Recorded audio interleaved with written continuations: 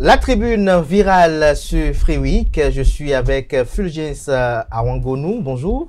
Bonjour, monsieur le journaliste. Merci d'avoir accepté notre invitation. Vous plaisir. êtes coach en développement personnel. Vous coachez les enfants aussi pour les situations académiques également, pour réussir aux examens aussi. Merci d'être là avec nous. Merci également à Billy Katraye, jeune influenceur, jeune entrepreneur qui est resté pour ce panel. Et bonjour à nouveau à Bokono Gbemayome. Le plaisir est partagé. Le plaisir est partagé. Alors, ce samedi, on commentera un peu l'animation des réseaux sociaux, notamment au Bénin, qu'il s'agisse de WhatsApp, de Facebook, de TikTok et de Instagram. Je me retourne vers l'influenceur pour qu'il puisse planter le décor. C'est vrai que Bokono Gbemayome aussi, on peut le classer aussi dans le registre des influenceurs. Mais dites-nous, Billy, quelle est votre appréciation de ce qui est fait des réseaux sociaux par la jeunesse béninoise aujourd'hui? Alors, je pense que ça a ses avantages et ça a ses inconvénients, dans le sens où les réseaux sociaux nous ont tous permis au fait de nous développer, de pouvoir aussi monétiser un peu, mais aussi... La monétisation, ça marche véritablement à Cotonou? Oui, ça marche. Ça marche dans le sens Certains où... disent que ça ne marche pas. Non, ça marche. Ça marche dans le sens où tu as des gros contrats. C'est-à-dire, par exemple, des grosses entreprises t'appellent et tu fixes un contrat avec eux, suivi d'un huissier et d'un avocat. Et vous l'avez fait déjà? Oui, plusieurs fois. Plusieurs fois déjà. Plusieurs fois. Donc pour vous, les réseaux sociaux, ça peut même se développer. Et lorsque vous, de votre côté, vous regardez un peu l'animation qui est fait sur ces réseaux sociaux-là, les commentaires, les posts des part et d'autres, qu'est-ce que vous retenez? Alors, moi je pense que déjà je pars du principe où au fait les jeunes l'utilisent mal. D'accord? Dans le sens où normalement les réseaux sociaux devraient être au fait un moyen de communiquer, mais pas plutôt au fait un moyen de faire au fait des comptes rendus. C'est-à-dire par exemple, tu m'as fait quelque chose, ok, il n'y a pas de souci, comme je ne peux pas te taper, j'allume mon live et puis on se met bien là-bas. Mais après, à la fin de la journée, il y a ce qu'on appelle de faux buzz. Des faux buzz, c'est-à-dire c'est des choses que deux personnes s'entretiennent, ils se concertent, ils essayent de trouver un thème, un sujet, ils mettent maintenant tout ça en place, ils viennent sur le réseau social en question, ils s'embrouillent et ça génère au fait des internautes. Donc plus il y a d'internautes qui sont sur le sujet, plus eux gagnent de l'argent. Je ne sais pas si vous comprenez. Par exemple, sur TikTok, il y a ce truc-là où on parle de dossiers. C'est-à-dire, c'est des choses qui viennent comme ça et puis on veut déstabiliser, par exemple, quelqu'un, on sort son dossier et tout ça. C'est des choses, peut-être, il y en a d'autres qui sont bien, comment on appelle, bien parlées, bien concertées et tout. Mais il y en a d'autres qui peuvent vraiment toucher au fait cette personne. Toucher cette personne. Voilà. Bokono Gbemayome, si on peut le dire ainsi, quel est votre constat? Alors, moi, je me dis que tout est question de culture. Tout est question de culture. Et l'avènement d'Internet, il faut voir au Bénin, plus précisément en Afrique noire. C'est arrivé quand? C'est récent. Du moins, et avec les Blackberry et autres là. Mais est-ce que réellement les Béninois étaient habitués à ces formes d'interaction? Non. Mais on regardait la télévision. On voyait comment les Kim Kardashian, les gens, comment on appelle, géraient leur buzz, je vais dire, et leur rôle d'influenceuse ou bien d'influenceur sur les réseaux sociaux. On voyait à la télé. Maintenant, lorsqu'on a maintenant ça à notre portée, on se dit, sans arrière-pensée, qu'on va les copier. En fait, ça part d'abord d'imitation. C'est dans la tête. En fait, je les ai vus, ils ont fait, moi-même je vais faire. J'ai vu Kim Kardashian en voulant acheter ça, elle a montré, en voulant aller à la télévision ou bien quelque part en s'habillant à la maison, elle a fait. Mais c'est comme on le dit, c'est genre copie-coller en fait. Mais à la base, il y a quelque chose qui nous manque. C'est ce qu'on appelle la sensibilisation sur le fait. C'est-à-dire que comment est-ce que, comme je suis content, il y a les coachs ici. Donc, en dehors du fait que ça a un aspect positif, comme l'a dit Bill, il y a maintenant que ça a un aspect négatif. L'aspect négatif, c'est souvent qu'on appelle le problème de la justice. Des tests, des lois qui nous frappent. Sinon, si ce n'est pas ça, réseaux sociaux, c'est d'abord quand tu crées ton compte, on a d'abord un souci dans la tête. Avoir de l'audience. Parce que sans audience, tu ne peux pas trouver marché. Tu ne veux pas gagner contrat. Mais est-ce que vous pensez que tous ceux qui y sont, Oui. ils sont pour cet objectif-là que vous venez de mentionner? C'est-à-dire avoir de l'audience Et ensuite utiliser. Et monnaie cela. Bon, ça, c'est eux qui savent. Sinon, c'est pour ça que je parlais de sensibilisation, de coaching, en fait. Parce que chaque fois quand quelqu'un viendra et dit, influenceur, n'utilisez pas seulement votre influence ou votre audience mais utilisez ça pour des fins utiles. Vous allez voir que ça va commencer par éveiller la plupart. Est-ce que ceux qui sont sur TikTok là, est-ce que c'est tous qui peuvent écrire leur nom sur papier? C'est une interrogation. C'est une interrogation à laquelle je vais revenir tout à l'heure. Très Mais bien. le coach scolaire et en management de la famille, lui, qu'est-ce qu'il observe de sa tribune? Vous savez, lorsque je prends d'abord les médias traditionnels, tous ceux qui s'y trouvent sont préparés pour ces médias. Ils ont été formés pour informer, pour distraire, pour éduquer. Donc, c'est des gens qui savent de quoi il est question. N'oublions pas que les réseaux sociaux sont aussi des médias, même si c'est numérique. Alors, est-ce que ceux qui s'y trouvent sont des gens qui sont préparés pour? Souvent pas. Mais s'ils ne sont pas préparés pour, quel type d'éducation ils ont peut-être reçu afin de transmettre l'information? Et quels sont leurs objectifs? C'est autant d'interrogations. En fait, c'est des gens qui veulent faire peut-être du buzz et qui veulent vendre. Mais ils n'ont pas tout d'objectifs clairs. Deux, lorsqu'on a un média, on veut l'utiliser, on regarde le contexte sociologique. C'est ce qui a marché, le Bokon a dit tout à l'heure, ce qui a marché aux États-Unis peut marcher ici au Bénin si on le fait autrement. On garde le principe, mais on tient compte de nos réalités. Mais j'ai l'impression que les gens, ils allument, ils ont un portable, ils mettent tout et puis ils commencent pas à bavarder. Ça ne fonctionne pas comme ça. Et c'est ce qui fait qu'aujourd'hui, sur TikTok, moi je me suis dit même, ceux qui ont créé TikTok, s'ils devaient tenir compte de ce qu'on a fait, ils vont pas créer. Donc, c'est pas utilisé à bon escient. Non, c'est dangereux ce qu'ils font, c'est dommage. Et ça fait C'est dangereux. Dangereux parce qu'ils nuisent parfois à des individus, à leur famille, et ils nuisent à leur personnalité pour toujours. Moi, j'ai vu dernièrement quelqu'un, on a parlé de lui, c'est un ami à moi. Mais ce qu'on a dit sur lui, je suis désolé. Quand je vais le voir, prochainement, il va dire, hey, tu es fou. Je suis honnête parce que l'image que j'ai de lui, on peut tout dire, ce n'est pas de lui. Ça a changé. À moins que j'aurai sa version afin de dire, de changer la perception que j'ai de lui. Donc, ils viennent, peut-être qu'ils vont parler peut-être demain de Coach Fusions, ils vont raconter tout ce qu'ils veulent. Et l'image que le peuple béninois a de Coach Fusions, ça va changer. Et je ne veux pas aller dans chaque maison pour dire, attention, ils ont menti. Même si je passais encore sur les médias, je n'aurais pas l'opportunité de dire à chacun qu'ils ont peut-être menti ou ils ont écorché mon image. Donc les gens, ils s'amusent. Ils s'amusent à ce niveau. Tout à l'heure, Billy, vous avez évoqué quand même cet aspect-là qui quand même cristallise, j'allais dire, les attentions, c'est les dossiers. Quel est l'intérêt des dossiers sur les réseaux sociaux? Notamment surtout sur TikTok, c'est là on constate cela. Bon, avec ce que moi j'ai l'habitude de voir, je pense que les Est-ce qu'on peut dire que les dossiers sont les actualités du moment? Ouais, je peux dire ça, c'est les actualités du moment. C'est les choses qui permettent aux gens en fait de plus se connecter et de regarder. Ou bien les influenceurs, si on peut le dire ainsi, s'en servent pour tenir en haleine leur audimat. Bien sûr, parce que le truc c'est qu'ils n'ont pas de vrai contenu à proposer. Donc du coup, pour pouvoir tenir les internautes au fait là, ils sont obligés de créer un truc. Mais en voulant créer la chose au fait, ils oublient que cette chose qu'ils ont créée au fait peut avoir des dégâts sur quelqu'un. Je ne sais pas si vous comprenez ce que je dis.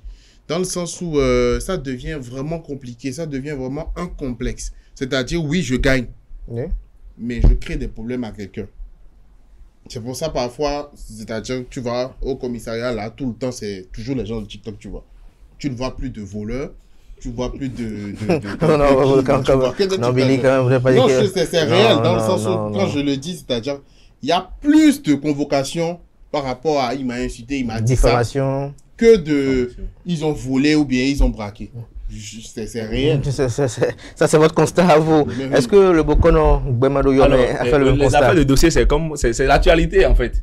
C'est l'actualité. Maintenant, c'est que quand il n'y a plus de nouveaux dossiers là, vous allez voir que TikTok là, c'est froid. C'est froid. Maintenant, quand il y a dossier, c'est que tout le monde, je vous dis, même les mamans à la maison, c'est parce qu'en fait, il ne faut pas voir l'effet que qu'on appelle les influenceurs. Il ne faut pas regarder les influenceurs, il faut regarder ceux sur qui ils agissent. Merci.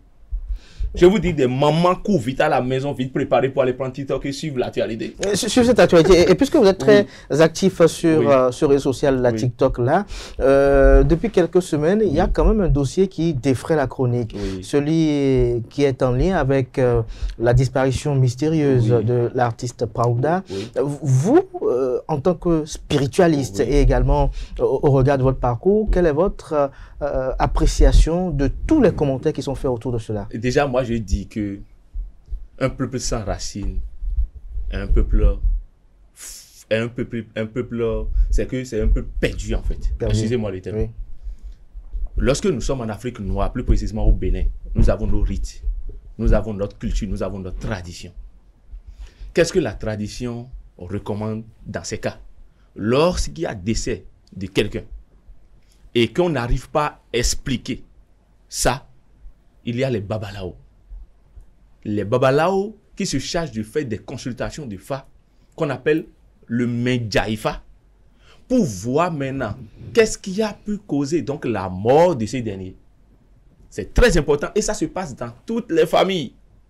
Mais avec le temps, cette forme d'abrutissement dont nous sommes victimes aujourd'hui, ça fait que nous sommes en train de laisser ce qui est pour nous et on est en train maintenant d'entretenir l'autre.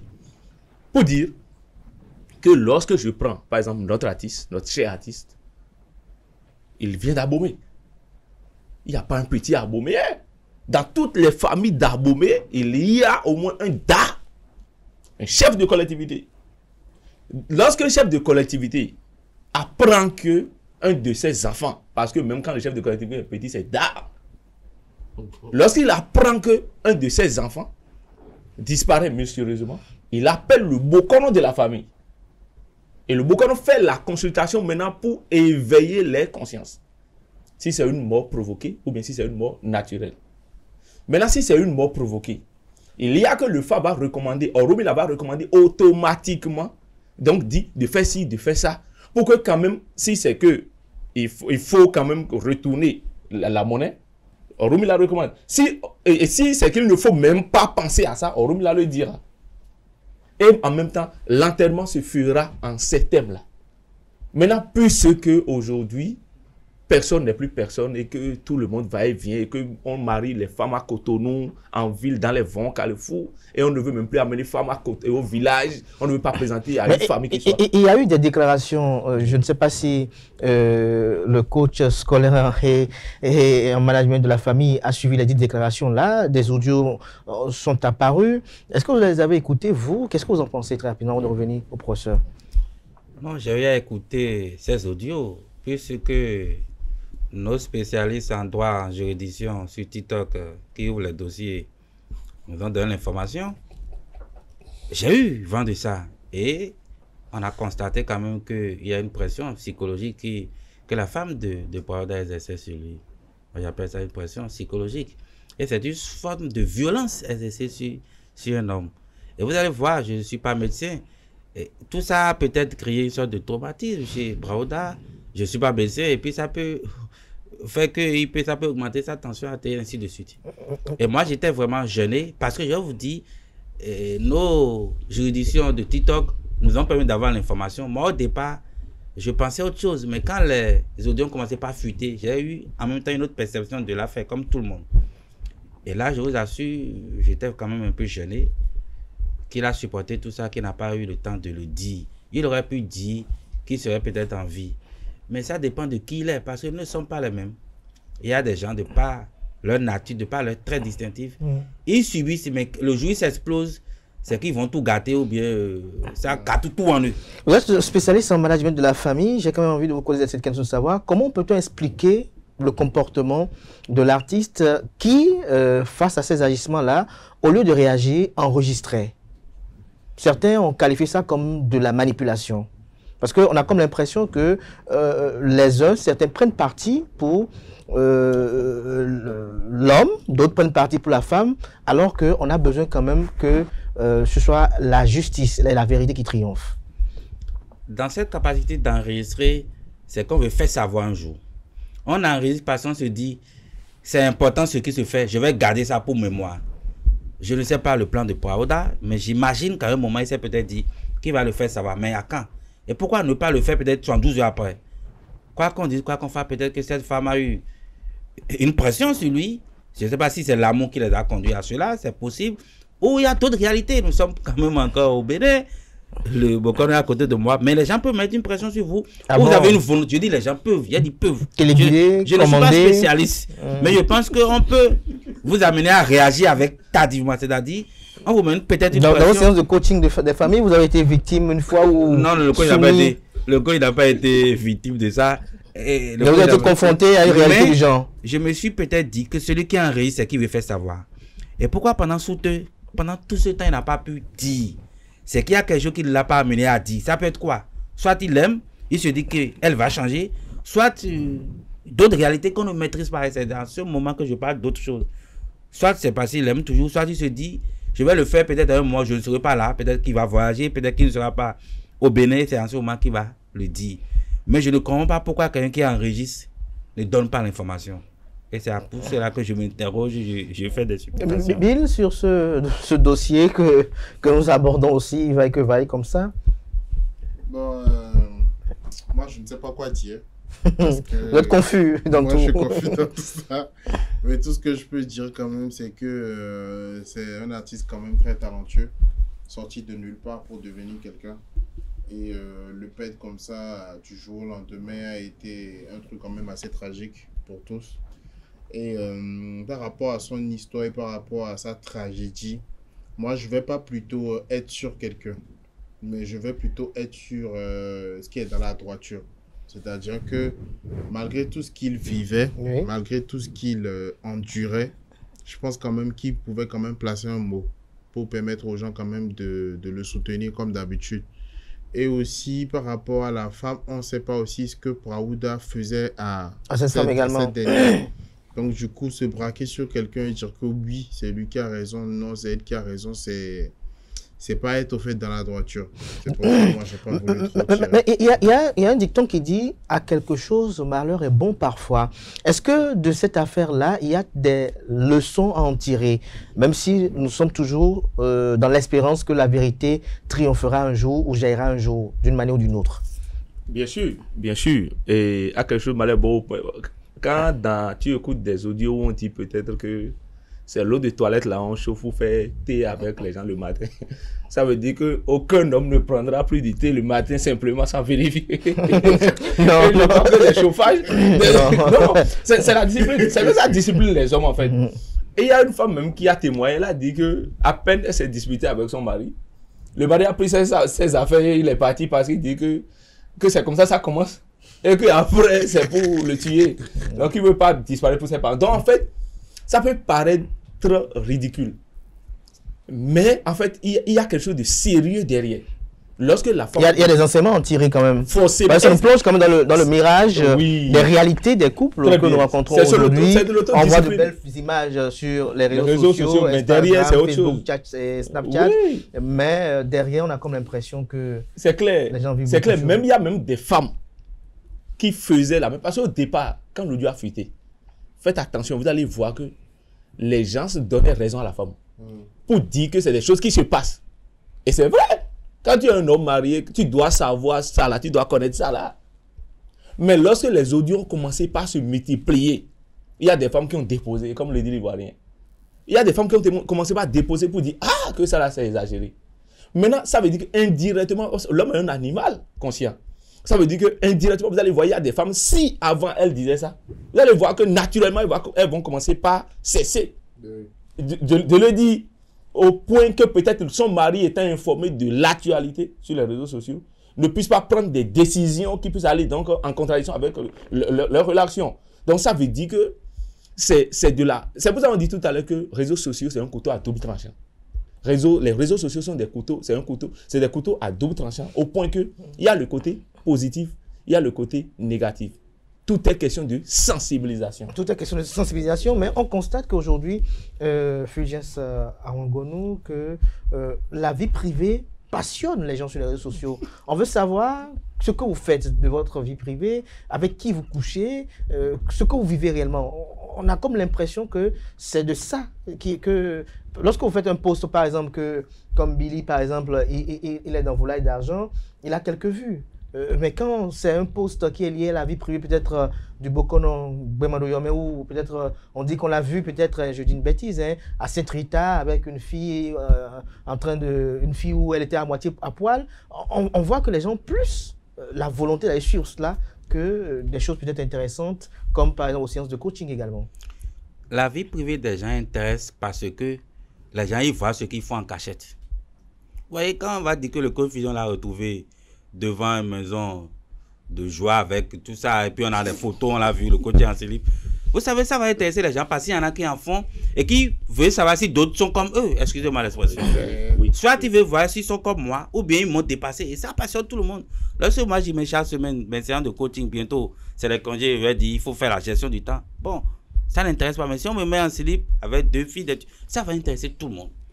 Parce que vous savez, nous avons quand même une société, une communauté. Est-ce que c'est pour ça, par exemple, pour mettre un message, parce qu'on a constaté que à cause de ce caractère émotif de l'auditoire, certaines personnes sont obligées de tomber dans certaines métamorphoses pour pouvoir faire passer leur message. On voit par exemple des gens peut-être parce qu'ils veulent donner un message, je sais pas, ils se mettent à poil ou bien à moitié poil, ou font peut-être le fou, ou créent une situation pour cristalliser les attentions. Oui, moi j'en vois sur même Facebook. Les gens me font publicité de telles choses. Mais il y a d'abord une publicité. Vous allez voir une femme peut-être démunie.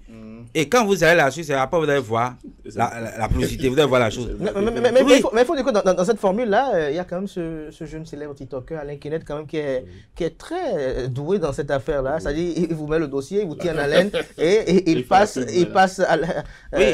paisiblement ses publicités. Ça dépend de ceux-là qui suivent ces dossiers. Moi, tu le fais, je vais partir, j'ai autre chose à faire, je vais dormir. Mais vu qu'il vous dit qu'il vous a apporté des informations. Non, je vais vous dire un truc. Oui. Je pense que la jeunesse aujourd'hui sur TikTok doit se dire quel est mon objectif et je vais où. Les gens ne se posent pas cette question. Qui suis-je et qu'est-ce que je veux devenir? Dans ce que vous devez devenir, vous devez dire qu'est-ce que je veux faire pour attirer les gens. Parce que n'oublions pas, hein, les réseaux sociaux, Internet, tout ce que vous faites, ça va vous rattraper quand vous avez 70 ans. Ça va ressortir. C'est ça fait que moi, je fais beaucoup attention à ce que j'y mets. Je ne mets pas mes photos en train de boire bien que je ne mets pas ça. Parce que je me dis, quand j'aurai 70 ans là, quelle est l'image que, ou bien plus, hein, et 75, 80, quelle sera l'image que les gens, mes petits-fils verront de moi? Bien sûr. Les gens pensent qu'on va rester tout le temps jeune, 30, 35 ans, 25 ans, 40. Non, c'est un faux problème. Dieu, par la grâce de Dieu, on aura encore du temps à faire. Et en ce moment-là, on sera quoi? Et quelle est l'image que les gens vont retenir de nous? Quelle est l'image que les gens vont retrouver de nous? Pour conclure, nous constatons quand même, Billy, que l'État doit jouer un rôle quand même de gendarme, mais dans le même temps, lorsque le CNIN interpelle quelqu'un, on crie qu'il y a absence de liberté d'opinion et d'expression. Non, en fait, le Béninois, c'est quelqu'un qui aime là où ça a l'avantage. Dans le sens où, quand il dit quelque chose, ou par exemple... il a tout le soutien possible, il dit que oui, on est en train de m'encourager. Mais quand il fait quelque chose et qu'on doit le punir, c'est là qu'il trouve qu'on est mauvais. Donc à la fin de la journée, franchement, je pense que quand même l'État béninois est en train de mettre un accent principal sur les réseaux sociaux. Vous allez voir maintenant que souvent dans les TikTok, il y a souvent peut-être des hauts gradés ou soit des personnes quand même, des autorités qui viennent dans les lives comme ça. Ils viennent, ils regardent et ils sortent. Et parfois, vous vous rendez compte que peut-être vous recevez une convocation ou un truc comme ça en vite fait, ben, c'est rapide. Donc, actuellement, tous on est dans le va-vite, c'est-à-dire on mesure maintenant ce qu'on dit et on sait maintenant ce qu'on dit. Tu vois, sinon avant, quelqu'un peut venir comme ça et tu viens juste sur le TikTok, qui t'insulte d'imbécile ou je sais pas quoi d'autre et puis voilà. Donc, sans savoir qui est vous, derrière. il faut continuer à réglementer cela. Le Bokono est d'avis aussi. Oui, il faut continuer à réglementer, mais les conséquences, comme je me dis que les conseils, vous allez voir qu'au départ, quand TikTok est arrivé, il y a tellement de gens qui ont foutu là-bas, là. Ils ont fermé. Mais après, quand ces personnes-là sont arrivées, vous allez voir que le comportement a changé. La manière de parler a changé. Mais aujourd'hui, bon, je vais dire, on est en train de trouver un autre moyen maintenant de faire passer le message. Ce qui, tout à l'heure, et le coach a dit quelque chose. Dans une famille où papa fait TikTok jusqu'à 45 ans, c'est pas à 70 ans, ses petits-fils vont se moquer de lui. Parce que les petits-fils aussi lui gardaient caméra quand il faisait les enfants aussi. C'est comme dans une famille peut-être de Bokono, par exemple. C'est pas demain, 70 ans, mon petit-fils viendra me dire, papa, j'étais vu, pourquoi tu tues les poules, tu fais les... Non, c'est pas possible. En fait, c'est un mood, en fait. Oui. C'est un mood. Quand on dit réseau social, c'est un autre level, c'est un autre monde. Moi, j'ai une petite digression. J'ai un commentaire que j'ai lu une fois sur vos posts où quelqu'un a dit, mais ce monsieur est un criminel, il tue trop les poulets. Et donc, le réseau social, c'est que c'est un choix. Quand tu optes pour ce choix, c'est que tu deviens addict. À un moment donné, même quand il fait 24 heures et tu ne publies pas quelque chose, toi, mais tu commences par te poser des questions, tu dis qu'est-ce qui se passe. Vous parlez de vous là? Je parle de vous. Donc, et tu te dis qu'est-ce qui se passe.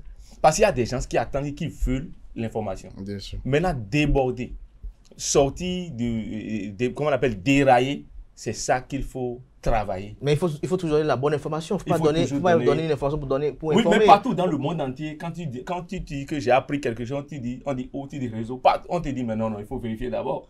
Parce qu'il y a les pranks. Le prank dans le système des réseaux sociaux, c'est autorisé. Donc, je peux pranker quelqu'un avec une information, oui. La personne s'emporte et puis voilà, je lui dis que non, qu'en fait, c'est pas... Il faut rigoler, quoi. Merci à vous, Bokono Gbamadou Yomé. Oui. Coach, pour conclure, qu'est-ce que l'on peut pour avoir une animation saine de nos réseaux sociaux? Non, mais ça a commencé. Je pense que pour la session ordinaire des députés, là, c'est le numérique qui est revenu. Bien sûr. Je pense que si c'est revenu, je leur dis, il faut casser. Il faut pas que... Vous savez, la vie privée des gens, encore chez nous, on ne veut pas aborder ça comme on veut. Là-dessus, il ne faut pas... Zéro tolérance. Moi, je ne parle pas de la vie privée des gens. Je vous parle de coaching. Ça s'arrête là. Point final. Maintenant, s'il y en a qui veulent en faire leur job, ils doivent s'en tenir à ce que la loi dit. Sinon, vraiment, il faut les mettre au frais. Est-ce que les influenceurs doivent se faire former? Et puis, c'est devenu leur job, c'est devenu presque leur métier. C'est une profession pour certains. Presque. Ouais. Donc, c'est quand même important pour eux de savoir comment ça se fait, les normes qu'il y a, la réglementation autour. Et encore que, vous savez, à l'Assemblée déjà, c'est revenu pour la session ordinaire des députés. C'est sûr qu'ils vont mettre des garde-fous, mais quand même, il faut permettre la liberté d'expression, rester dans les normes. Pour que la loi pensez que déjà, est-ce qu'on a déjà, il faut encore corser? Non, je ne parlerai pas de corser, mais je parlerai de tout faire pour que chacun retrouve son équilibre. Ceux dont on en parle, il faut leur droit. La vie privée soit davantage protégée. Protéger, c'est important parce que vous savez, parfois, on parle des gens, mais quand même, leurs enfants, demain, on dit, mais papa, qu'est-ce qui s'est passé? Donc, il faut protéger tout le monde. Protéger les TikTokers et ceux dont ils parlent, je pense que c'est important. On est à Isaïe, peut-être que demain, il y aura des formations pour les TikTokers pour savoir comment ça fonctionne le métier. Merci à tout un chacun. Merci à Fulgence Arangonou. Je rappelle que vous êtes coach scolaire et en management de la famille. Bokono Gbamadou Yomé, merci pour vos éclairages. Merci également au jeune entrepreneur Billy Katraye. Merci également pour vos opinions. Chers amis internautes, moi, si j'avais quelque chose à dire, c'est de vous dire que les réseaux sociaux, comme moi, et certains, je suis sûr, ils sont amusants, ils sont très passionnants, lorsque parfois vous trouvez, même si vous trouvez parfois des choses très choquantes et très irritantes. Dans le même temps, lorsque vous scrollez les commentaires, vous avez peut-être quelques mots parfois où vous voyez quelqu'un qui est en train de remonter sévèrement les bretelles à la personne, et en même temps, il y a des commentaires où vous fondez en rire, parce que ça vous fait quand même à un moment donné oublier ce qui vous tourmente et vous tracasse à un instant T. Ce qui est important, la vie privée, elle est sacrée et il faut la respecter parce que chacun de nous, nous avons une vie privée, chacun de nous, nous avons quelque chose que nous faisons quelque part et que nous ne voulons pas que quelqu'un soit au courant. Merci à vous, chers amis internautes, pour l'attention. À présent, je vais retrouver deux talents locaux, deux talents béninois qui commencent par faire des merveilles. Ils le font même depuis un bon moment déjà. Ils ont eu à faire leur preuve déjà hors de nos frontières, X-Time et 10. Ils sont dans nos studios, ils sont là pour nous parler de leur prochain concert qui est prévu pour le 20 avril prochain au canal Olympia de Cotonou.